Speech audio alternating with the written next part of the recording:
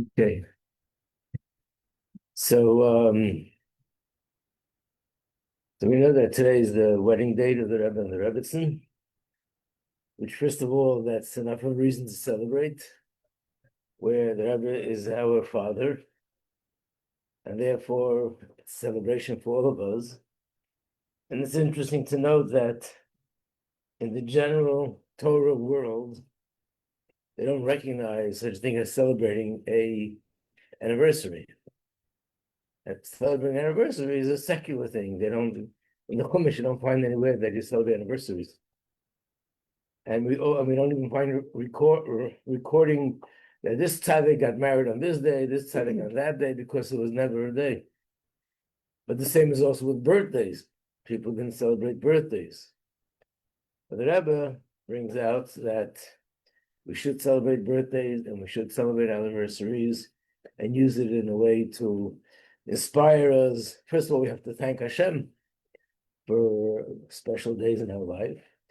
And then, of course, to take it further, to make certain achlatas, give tzedakah on those days, and so on. But in addition to that, that is the famous quote that the Rebbe said. This was also a surprise to Hasidim in 1953. Tavshin Yud Daled was 25 years since the Rebbe's wedding. So it's a special, day, 25 years, wedding anniversary. The Rebbe had a Farbrengen, and the Rebbe said a mimer. And in those days, it was very unusual that the Rebbe should edit his mimer. He edited this mimer, and this became one of the first mimarim edited by the Rebbe. And for now, the Chasanim, on the day of their wedding, that's the mimer that they all say. This was Tavshin Nun Daled, Nun Beis. The Rebbe gave out there was a lot going on that year. Only later, when the Rebbe had the stroke, did we understand that the Rebbe was giving us extra strength to last until Mashiach comes. So the Rebbe gave this out. This is, in the cover it says, Merusheh Chasanim, which means when the Rebbe got married, the previous Rebbe said a mimer by a number of situations, which means, first of all, he said a mimer on the Shabbos before, when he had the Aliyah to the Torah. Then he said a mimer the night before the wedding. We don't have that today, but then there was some sort of special meal that was made the night before the wedding for the chassan. And then the Rebbe said a mimer by the Kabbalah Sponim, and then he said a mimer by the wedding. Then he said maimarim by the Sheva Brachas. So all those maimarim were put into one booklet. It's called Maimarim of the Wedding. And in the back you have two maimarim that the Rebbe said 2 times in honor of this day of Yud Tes Kislev. So there's 2 things that I want to point out, and then we'll go on back to Yud Tes Kislev. One thing is that one of the sort of awesome things that happened by the wedding was that before the Frierdiker Rebbe began, he said that at every wedding there are 3 generations of ancestors that come to the wedding to bless the chassan and kala, which means if at the chuppah the parents are there, unfortunately there are no grandparents, or there are grandparents, and even if they're great-grandparents, so then 3 generations back, meaning the great-great and the great-great-great and the great-great-great-great, they come to the wedding to bless the chassan and kala. And that's one of the reasons why we have candles by the chuppah. Thank you. Because the candle holds the neshama of the tzaddikim, of the grandparents, the ancestors that are here by the chuppah, and they bless the chassan and kala. So the Rebbe said that by most people, 3 generations come. By some people, more come. And there's also different levels in how, I guess it means in how present they are, how more revealed they are. And now I'm going to say a mimer. The Rebbe said, in this mimer, there'll be words of Torah from the chassan and kala's great-grandfather, meaning the Alter Rebbe, the Mitzvah Rebbe, Tzemach Tzedek. Basically, he said a Maimon that had something from each Rebbe, and he said this is the invitation for them to come to the chuppah. And everyone felt that their presence was mamish there. There's one thing that he added, was he also said words of Torah from the Rebbe's great-great-grandfather, which was the son of the Tzemach Tzedek. We know the Rebbe is a descendant of Tzemach Tzedek, right? And the Frierdiker Rebbe was a descendant of Tzemach Tzedek, but from two different sons. Tzemach Tzedek had a son, the Rebbe Marash. Rebbe Marash had a son, the Rebbe Rashab. The Rebbe Rashab had a son, which was the Frierdiker Rebbe. But the Rebbe Tzemach Tzedek also had another son. In fact, he was the oldest son. His name was Baruch Shalom.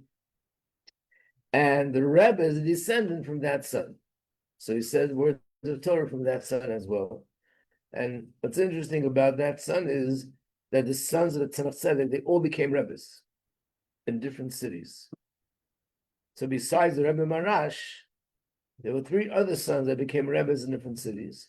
The only one that did not take on a position of leadership as a Rebbe was this son, Rebbe Baruch Shalom. But then his great-great-grandson became the seventh Rebbe. So that's one thing. And the second thing is the famous quote from the Rebbe that he said that this day is the day that makes the bond between me and Hasidim and myself, meaning that on the day of Yud Tes Kislev, that's when the first connection came between us and the Rebbe.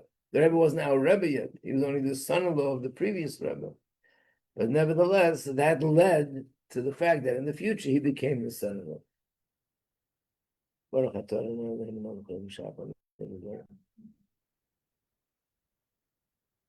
I'm going to pass this around. Tafshin Beis, the Rebbe gave this out. So this is the booklet that has all the Maimorim, $2. In addition to that, there's one thing that's not here, and that is the Rebbe also gave a piece of honey cake. And that year was very unusual because honey cake is only given once a year before Yom Kippur. And that year, the Rebbe gave out honey cake a few times. Obviously, we needed a lot of sweetness because later in the year, that's when the Rebbe had the stroke. So it was in this plastic, $2, and let's just pass it around. Okay. Make sure I get it back. Was the Rebbe Baruch Shalom the first son of the son of? Yeah, the oldest. He was the oldest.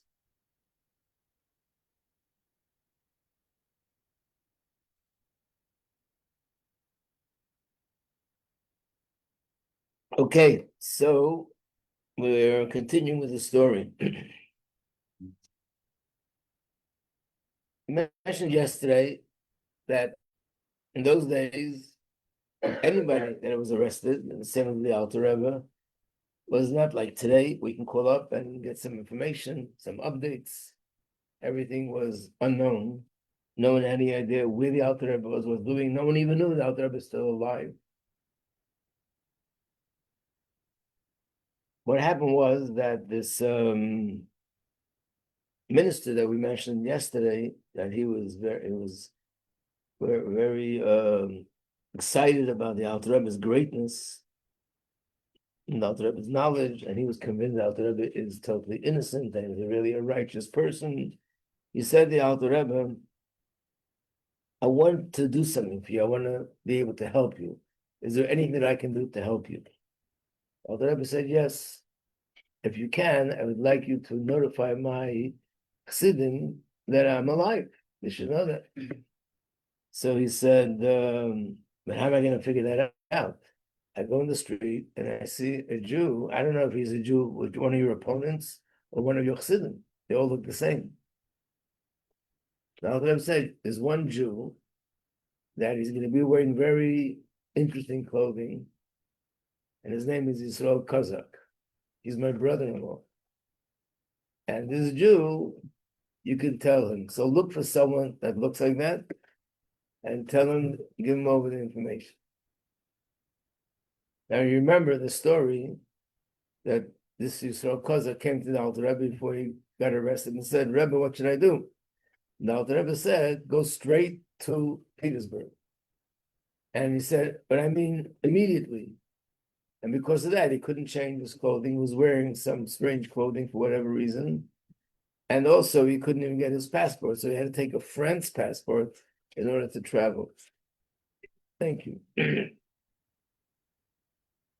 So the Alter Rebbe knew in Derech HaTeva that he's wearing these clothing. And that's how he was able to describe it to the minister. So the minister goes into the marketplace on a horse. He's going here, going there, looking for someone with these strange clothing. And sure enough, he sees him. So he moves towards him and he says to him, "Tell me, what's your name?" He's supposed to say Yisrael Kozak. Instead, he gave a different name.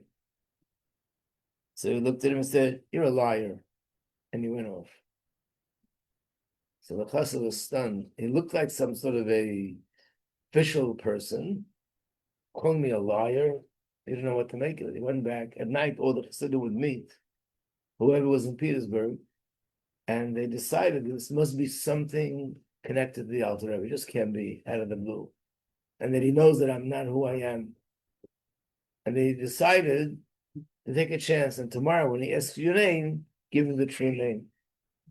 Of course, when he came back to the Alter Rebbe, he said, "I met him, but he gave me a different name." The Alter Rebbe says that's probably because he had to go immediately, so he couldn't use his passport. He used someone else's passport. So instead of giving his name, he gave the name from the passport. Go again. Today, I'm sure he'll give you his real name. And that's what happened. He went out there, saw him again, and he asked him again, "What's your name?" And he said, "Yisrael Kozak." These are very sensitive things. He wasn't allowed to be in touch with anybody about this. So he didn't say anything. He just turned his horse around in a different direction and started to move very slowly. And the chassid got the hint that he should follow him. So he followed him and he went to his house. He went into this house, locked the door. But then a moment later, the window on the second floor opened up. Then it said he threw out, I don't know if he threw out it's apparently a melon, either watermelon, cantaloupe, something in that family of vegetables, threw it out, and the chassid understood this for him. He grabbed it, and he ran back to the apartment where they were staying. The chassidim were there, they opened it up, and they see the word Shema Yisrael Hashem Elokeinu Hashem Echad.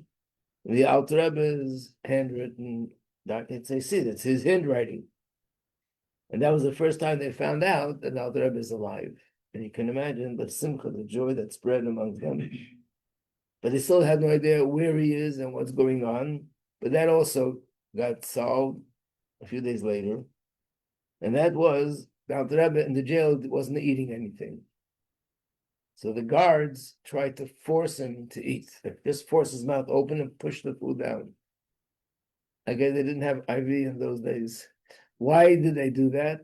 Because in jail, especially people who are being sentenced to the opposite of life, they didn't want to give out information. So they would commit suicide. They would just not eat until it'll be gone. And they didn't want that to happen because they need to extract information from him. So they saw the Alter Rebbe is doing the same thing. And then this minister was walking by the hallways of the prison and he hears screaming. So he goes to see what's happening. He sees the guards are trying to force feed the Alter Rebbe. So he said, "Excuse me, this man, you don't have to force him.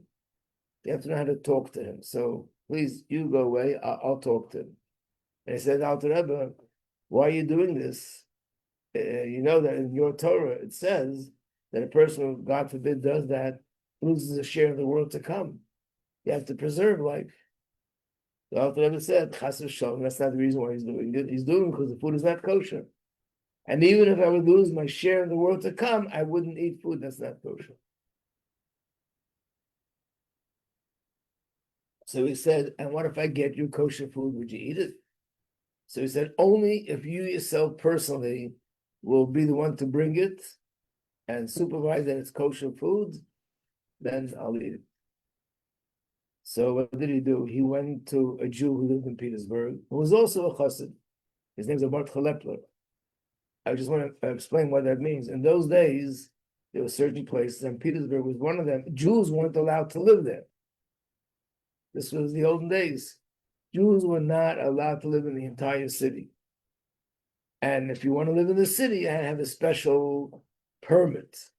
Who got the permit? Usually people that were needed in the city. Like a person was a big businessman. He did business with the government, so they needed him in the city. So this chassid, Mordechai Lepler, was a chassid who had apparently big business dealings with the government, so he had permission to live there, and he lived in the city. So he went to his house, and he said to him, I need kosher food for a Jew. Could you please prepare something?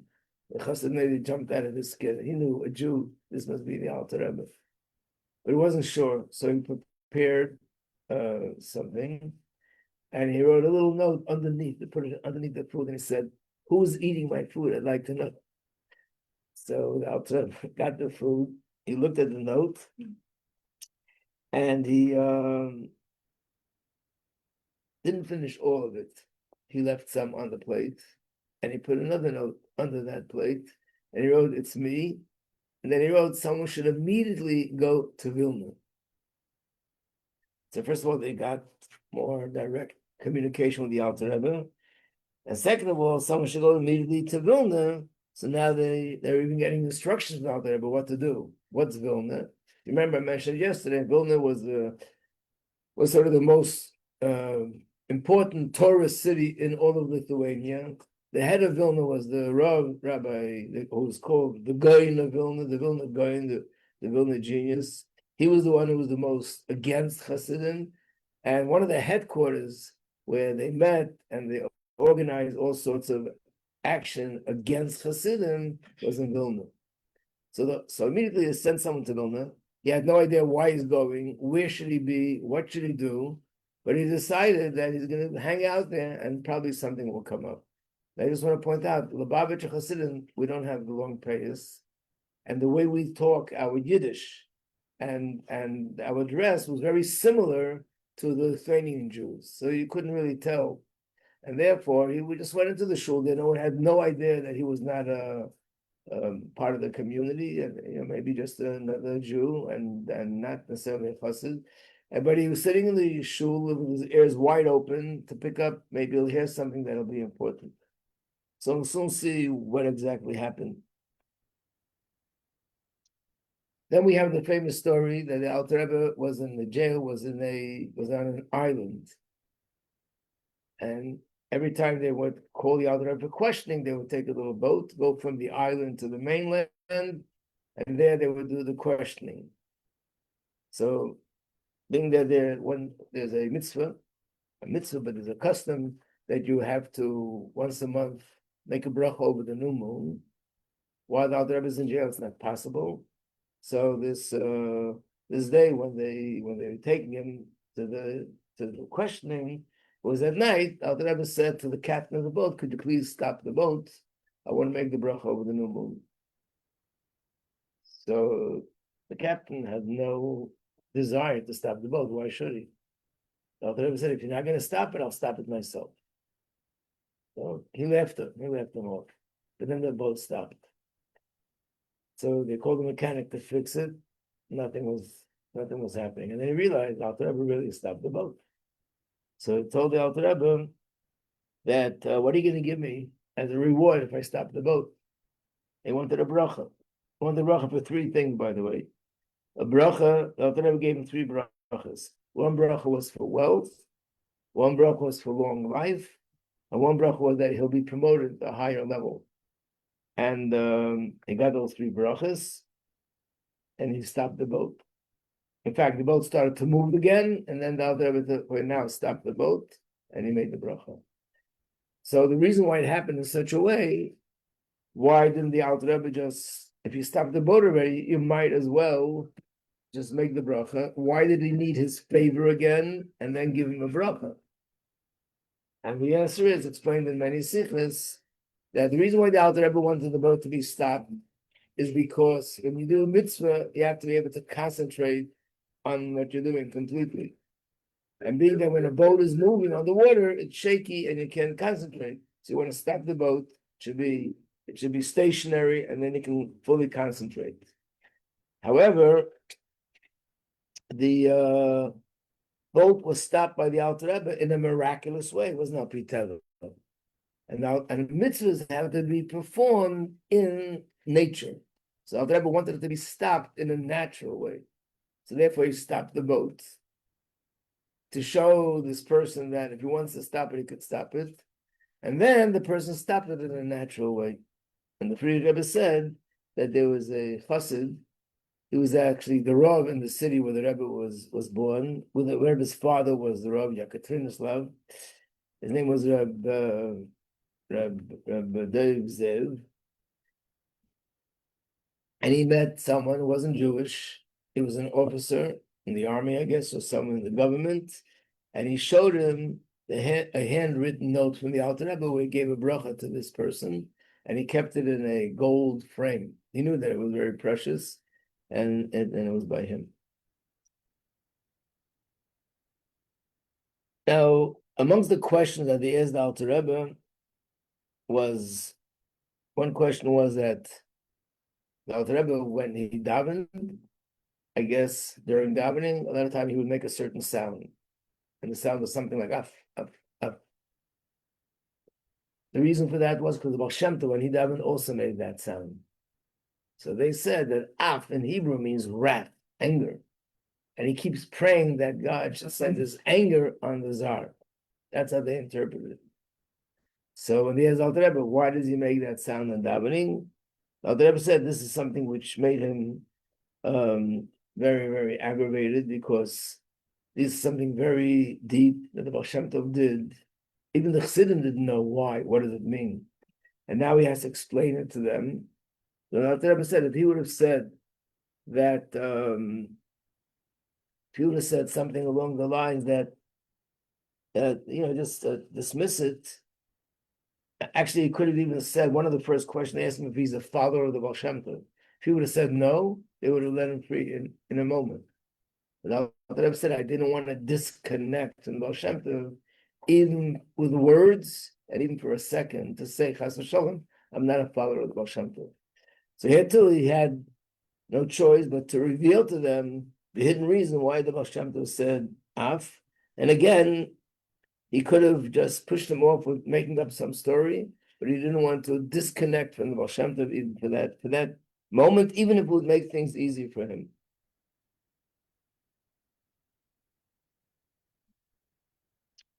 Of course, one of the real sensitive questions was, and how did they know they didn't study Tanya? But the Misnagdim presented it to them. Then in the first chapter of Tanya, everyone knows at the end of the first chapter, the Alter Rebbe writes how Yidden's neshama comes from Klipas Noga, and non-Jews' neshama come from Sholos Klipas Atmeis. And it says that there's only Klipa there, there's no good in there. So they asked him, what do you say about that? Why did you write that? Basically, you think that non-Jews don't have good in them. The Alter Rebbe smiled. And the judge said, okay, next question. The Alter Rebbe said, what did the smile mean? The smile meant, listen, you asked me so many questions. My answer was satisfactory. You really understood it and appreciated it. You probably don't want to know the answer to this question. You'd be better off, right? So let's go to the next question. That's all. He smiled, but the judge understood and he agreed. Okay, let's go to the next question. I just want to add, as we're talking about it, what does it mean? It's a mistake, people, to think that it means that someone who's not Jewish can't do anything good. Of course, it's not true. And of course, there are a lot of non-Jews who are righteous Gentiles, that they did good. And I mean, and the word seems to be they only do it for reward, which means like to be praised, to be given money reward or other reward. We know people that are not Jewish, and they did amazing good things, and they weren't looking for any reward, and they didn't get any reward. Just to give an example, during the Holocaust, they were non-Jews. They had Jews hiding in their home, right? They didn't publicize it. They couldn't publicize it, and it was kept as a secret. A lot of these Jews who managed to survive later brought these non-Jews over to America and actually made, I read this book where someone brought over the non-Jew who kept him in hiding, and he introduced him to, like, I don't know, 50, 70 people from his family, and said, it's all, you get the credit for this, and made a big dinner for him, and they honored him, but not then. And I don't think he dreamt that he'd be in America being honored. So what did he do it for? Out of the goodness of his heart. He had felt he wants to help someone. When it says that no good, the word good and bad in Tanya does not mean good and bad, what we mean when we speak about good and bad. Good means good and bad is evil. That's not what it means in Tanya. In Tanya, good depends on what context, but generally good means godly. And bad means klipa. So this, according to Tanya, this is klipa. Table is klipa. What does poor table do? Nebuch didn't do anything wrong. But klipa doesn't mean evil. Klipa means concealment of godliness, that's all. Our Nefesh Habahamis is a concealment of godliness. The guf is a concealment of godliness. The godly soul is godliness revealed. The shul is godliness revealed. The mezuzah is godliness revealed. So good and bad in Tanya, when it says that the Nefesh Habahamis has good and bad, it means there's a part of it which is godliness revealed, and there's a part of it which is klipa, godliness concealed. And by a non-Jew, they don't have that degree of godliness revealed as we do. So therefore, practically, what would be the difference? So let me ask you a question. Is it possible, could you see this as a possibility, that a person is an atheist, which means he doesn't believe in God, okay? So in his world, there is no God. And yet he could be a very kind-hearted person and love to do favors. Yeah. Of course. So what's missing? Why is he doing it? What's motivating him? Because he enjoys helping people. He enjoys seeing people smile, which means just like one person enjoys art, another person enjoys medicine, music, and a different person enjoys other kind of sports, and he enjoys helping people. But that means it's not a godly motivation, because he doesn't even believe in God. So what's motivating him? The pleasure that he gets from helping people. So it means on a finer level, it's for me, that's what it means. It's not pure godly. What about us? When we do things like that, we can also be doing it for the same reason. But we have a nefesh elokis, so beneath the surface, there's the pureness of the reason. And even our animal soul, because it has godliness mixed in, so we can also do it for more pure reason. But definitely it doesn't mean that an non-Jew can't do any good. It just means that they don't have that kind of neshama that they'll do things purely just for Hashem. So anyway, that was one of the things which, it's interesting. You probably heard that once in Crown Heights many years ago, Tufshin and Olive, there was a pogrom here, right? You heard about that? No? Wasn't such a joke, but it was a crazy story. The Rebbe went to the oil, as usual, came back from the oil, as usual. There was always a car that drove behind the Rebbe, just in case the Rebbe needs anything, one of the Rebbe's cars breaks down, just there was another car for security. And a young boy, African American, crossed the street, and the other car crashed into him. He got killed. So there was a very, very infamous political guy. His name is Al Sharpton, big anti-Semite. He made a commotion that they deliberately, intentionally killed a non-Jewish kid, just like any other blood libel in the olden days.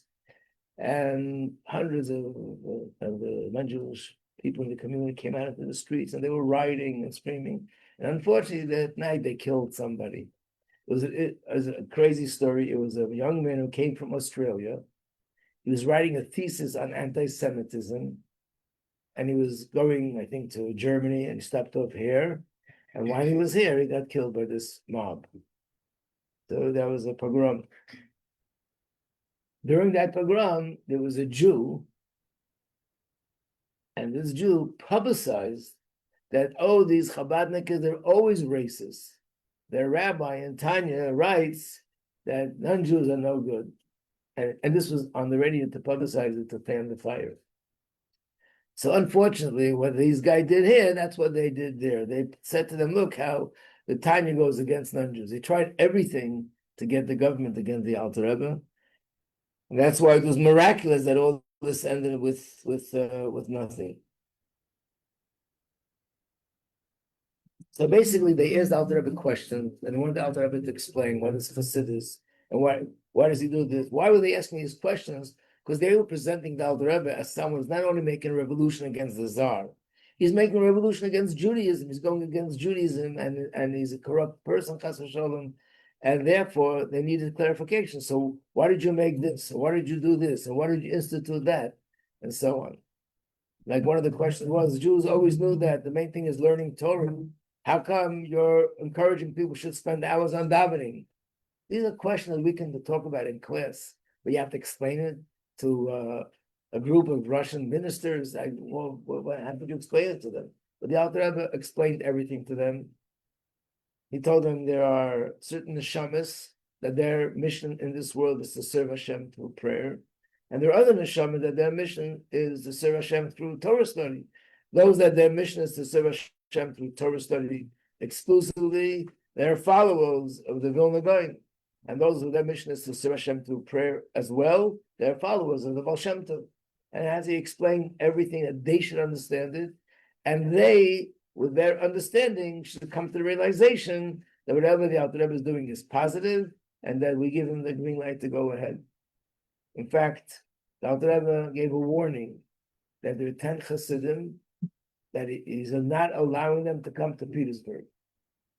What was the reason? The words he used was that if they come to Petersburg, they're going to burn down the place. He didn't mean they're going to make a fire. He meant that with their prayers, they'll just, in a miraculous way, free the Alter Rebbe. The Alter Rebbe didn't want that. He wanted it to be in a natural way that they themselves should agree and understand that Chassidus is a positive thing, and they should give the okay. Because we'll talk about this a little bit later, that, as you know, besides the Alter Rebbe having all this opposition from these people, there was another line of opposition, and that was from other Hasidic Rebbes, who were also students of the Baal Shem Tov, but they were against the Alter Rebbe revealing Chassidus to the degree that he did. And they felt that for the most part it has to be hidden, and Chassidus should be just minimal, not so deep and so open the way the Alter Rebbe taught. And therefore, they were against the Alter Rebbe in that way as well. One of the people who was very strongly against the Alter Rebbe was someone called Reb Baruch of Mezhebush. And he was a grandson of the Baal Shem Tov. Anyone know how many children Baal Shem Tov had? 15? How much? No, 15? He probably confusing it with someone else. But he actually had 2 children, a son and a daughter. And the daughter's name was Adol. She was also a very big tzaddikus, Adol.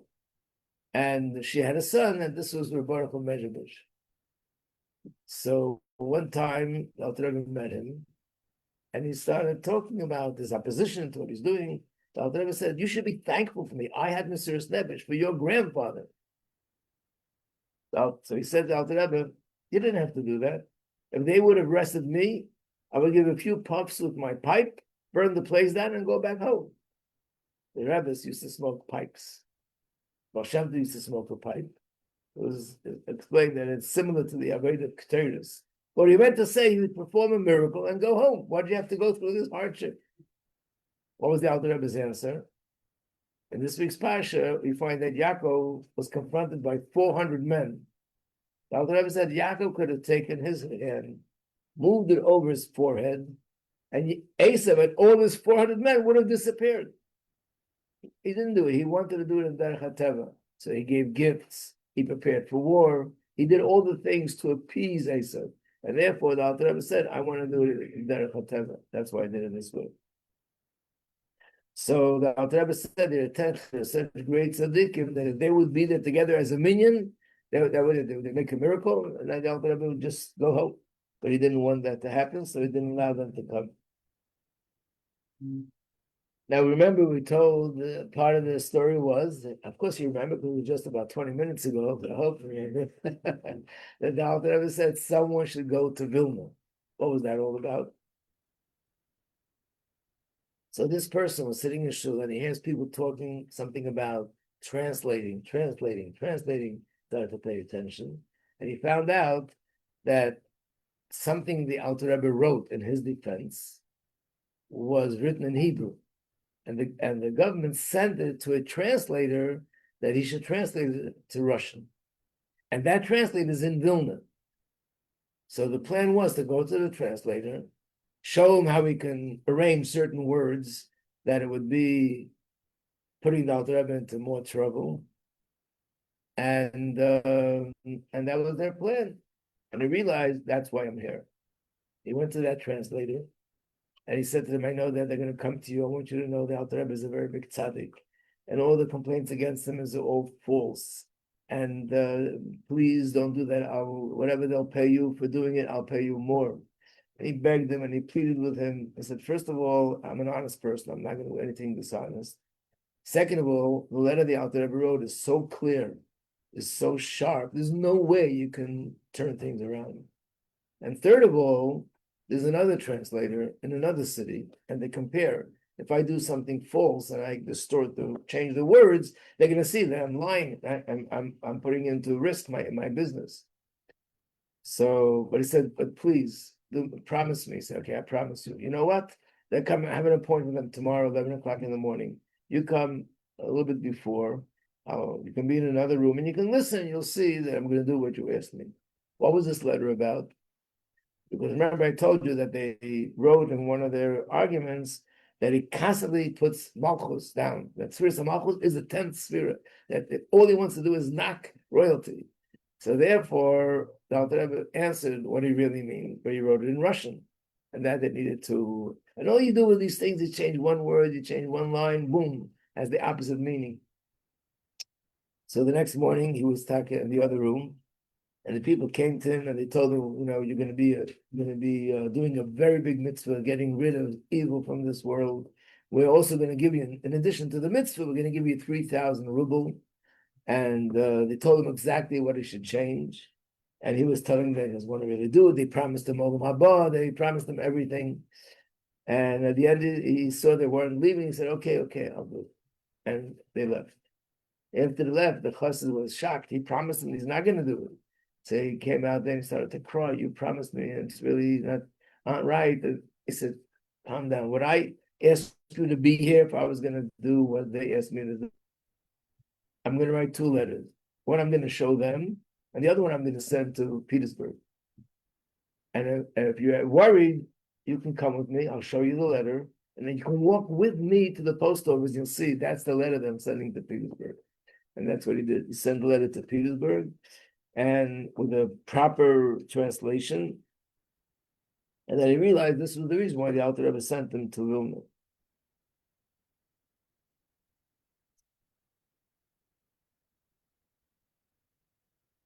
So he still didn't know if he should leave it out. He was hanging around Vilna, and then he heard that there were people saying that all their plans failed. There's rumors the Alter Rebbe is going to be freed from jail. Then he got excited and decided to go back to where he was. Then we'll talk tomorrow a little bit of what happened when the Alter Rebbe went out and some more details. It's Hashem. Okay.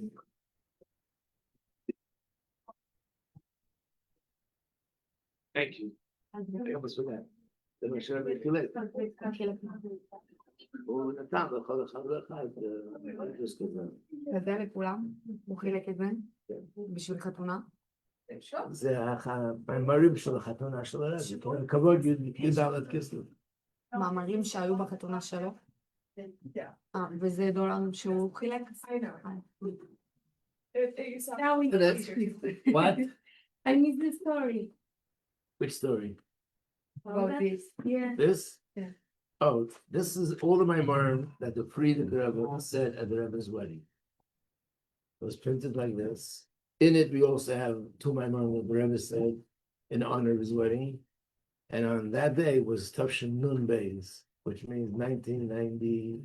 It was the end of 1991. The Rebbe gave everyone out. This is the wife's actually. Every man, every woman, every child, every infant got this. And what it was this plastic bag, mimer, money, and a piece of honey cake. All came together? Okay, Like that? in this. What is the honey cake? That's a good. Who is the Borarinka? That's my wife. Oh, wow.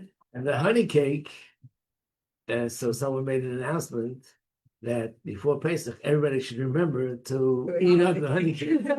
Yeah, because The Rebbe had all the Rebbes had a policy that anything that belonged to them, which is food, should not be sold to a non-Jew. So you can't sell the honey cake; it has to be finished. Then you have to clean it out because there's crumbs, and there were fewer of them that year than I was done before. Wow. thank you so Oh, much. the for book for the sharing that. Rebbe. Yeah, couldn't sell yes. somebody What? else in here? No, I didn't understand, but it's because it belonged to the Rebbe, you couldn't sell it to Right. Right. Generally, everyone sells. but Right. the I Rebbe was didn't want. confused. Right. Did all the Rebbeim smoke pipes? Not our Rebbe, the Baal Shem Tov, and maybe the Maggid. I know about the Baal Shem Tov, but the other Hasidic Rebbes, but I don't know about our Rebbe. Oh. The three Rebbe smoked cigarettes, not pipe. Uh-huh. Okay, good. But you know that when something's happened this weekend, I can ask them if they agree and then it Yeah. happens. I was just wondering, like, can they change it? Like, what if they say that, oh, I'm not ready for that person, so I was thinking of a pretty curve. But that was the story that he's saying. Look, he made the boat stop, made the horse and wagon stop. And means if he said, I don't want to do this, didn't happen. So if he would say that I don't want to do this, I'll wait for whatever reason, it wouldn't happen. Yeah, that's what I mean. So they can like, well, okay. Yes. Okay, yes. Sorry, what is,